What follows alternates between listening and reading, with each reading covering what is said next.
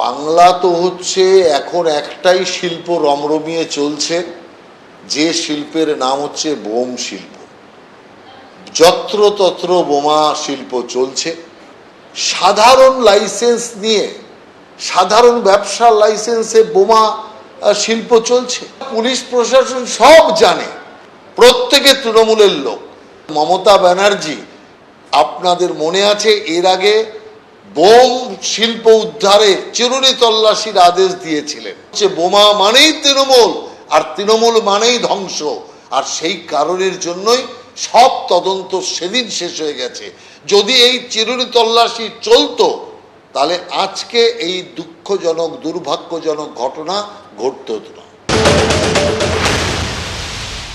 আমি একটা কথাই প্রথমে দাবি করব, ইমিডিয়েটলি এখানকার থানার ওসিকে বরখাস্ত করা হোক এবং এসপিকে ক্লোজ করা হোক। তার কারণ, প্রথমেই এখানের এসপি তিনি কি জানতেন না যে তার এরিয়ার ভেতরে কতজন এই বাজির কারখানার সঙ্গে যুক্ত, কারায় বাজির ব্যবসা করছেন?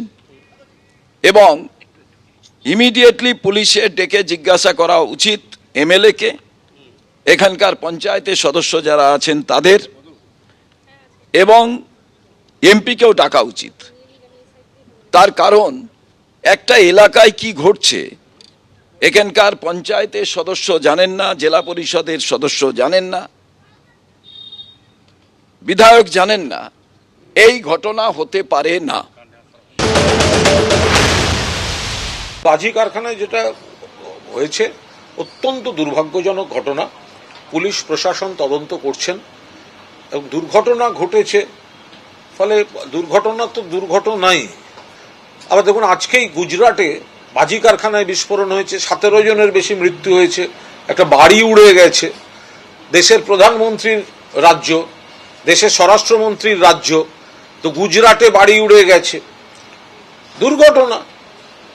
পুলিশ প্রশাসন খতিয়ে দেখছে কেন হয়েছে, কিভাবে হয়েছে। কোথাও না কোথাও তো নিশ্চয়ই গাফিলতি ছিল।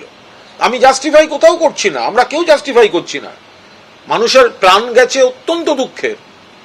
ওটা বাজির বিস্ফোরণ নাকি রান্নার গ্যাস ফেটে, এগুলো পুলিশ তো দেখছে, পুলিশ বলছে সবটা।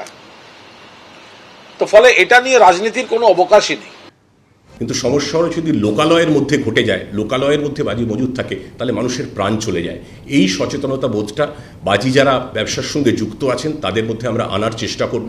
আমরা বৈঠক করব, আমরা তাদের বলবো যদি সমবায় ভিত্তিতেও যদি বাজি প্রস্তুতকারক যে ইউনিয়ন, সংগঠন, সংস্থাগুলি আছেন, তারা যদি এমন কোনো স্থান নির্দিষ্ট করেন যেটা লোকালয় থেকে দূরত্বে, কোনো ধরনের দাহ্য পদার্থে যে কোনো সময় শর্ট সার্কিট থেকে আগুন ঘটতেই পারে, অন্য কোনোভাবেও ঘটতে পারে, কিন্তু যদি ঘটে তাহলেও যাতে মানুষের প্রাণহানি না হয় সেইটা সুনিশ্চিত করার জন্য সচেতনতা প্রয়োজন।